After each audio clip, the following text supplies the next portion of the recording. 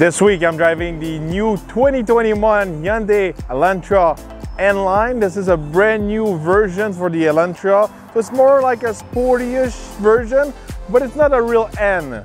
Design-wise, the Elantra's got already an aggressive design, but the N-Line is even more aggressive. We've got a brand new front bumper, black grille, lower to the ground. If we step on the side, we've got some 18 inches alloy wheels. And as you can see, all the lines are really sharp, really, you have those stroke, on the side of this car. You got also that skirt on the side here. It's part of the N-Line package. We've got this small spoiler here to make it more sportier. And finally, we've got an exit of exhaust, a real one, not a fake one. So it's a nice little touch for the N-Line. Trunk wise, we have a pretty decent trunk, it's pretty deep, I could say. So you can bring a lot of stuff inside of this trunk, and even if the size of this car is not really big, we have a decent amount of space inside of this trunk. Stepping in the back of the Elantra, I'm a pretty tall guy.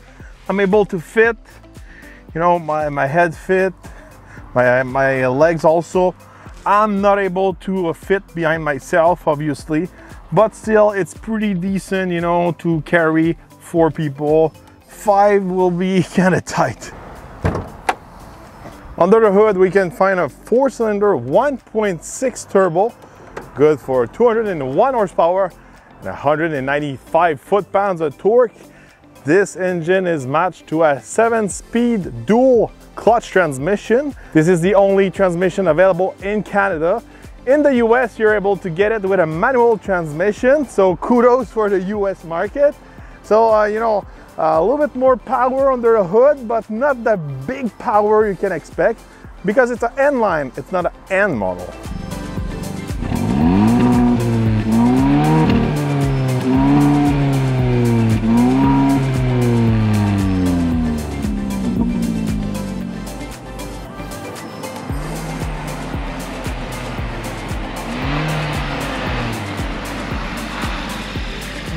All right, on the road with the Elantra N-Line.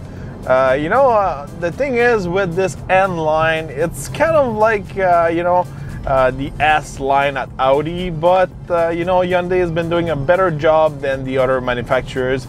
Usually, when you have like an AMG S model and all that, when they're doing the line, usually it's only the design, the look, it's always like a body kit and some like special wheels and all that.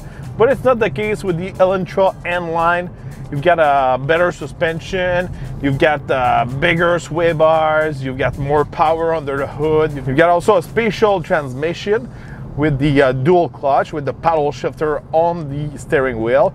You got also a special interior. If we take a look inside of this N-Line Elantra, we can find some good looking cloth seats, really comfortable, good, good support on the side.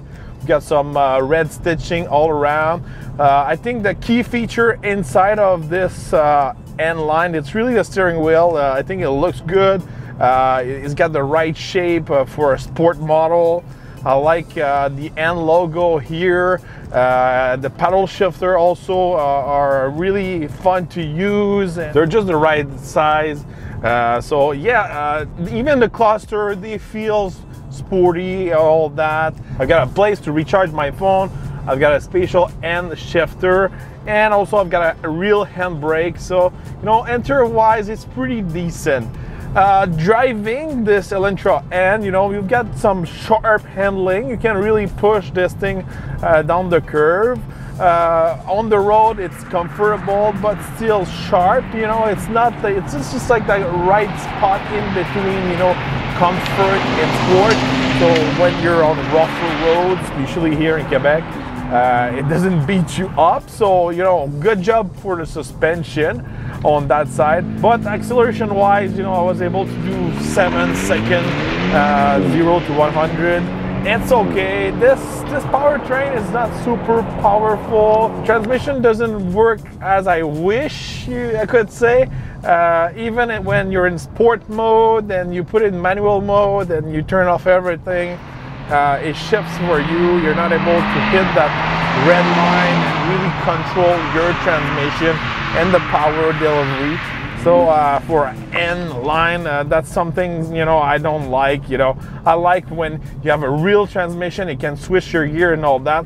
Especially here in Canada, you're not able to get the manual transmission, so you're not really able to really push this Elantra to the limit, I could say.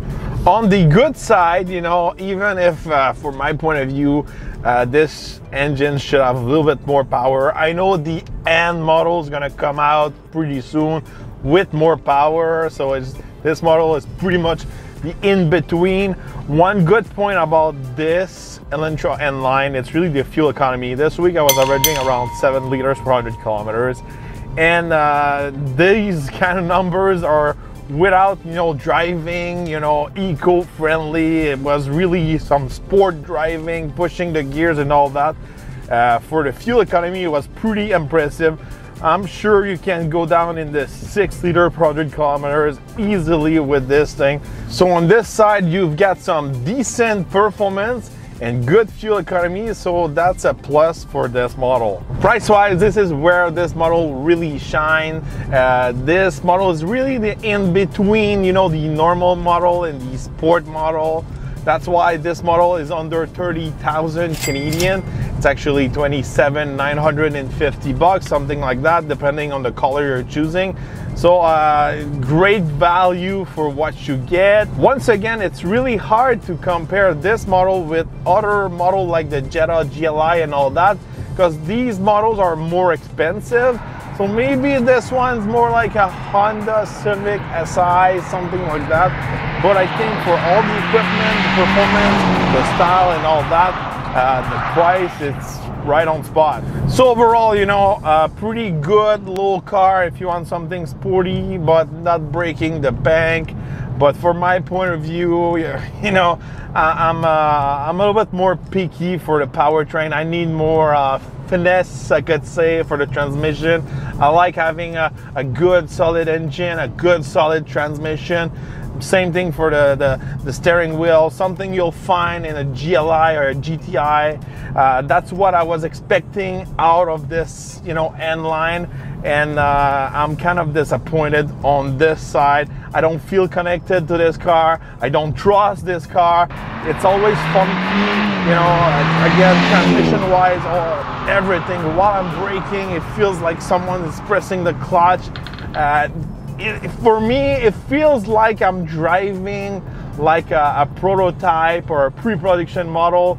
Something is not finished on this car or fine-tuned. That's how I feel behind the wheel of this car. So let me know, do you think it's worth it to invest in an N line, or you should just wait for the N model? Let me know in the comments. So don't forget to subscribe, like, and share. A lot of you guys are not subscribed. Just take 5 seconds and press on that red button. It's really appreciated, and we're gonna see each other on the next review.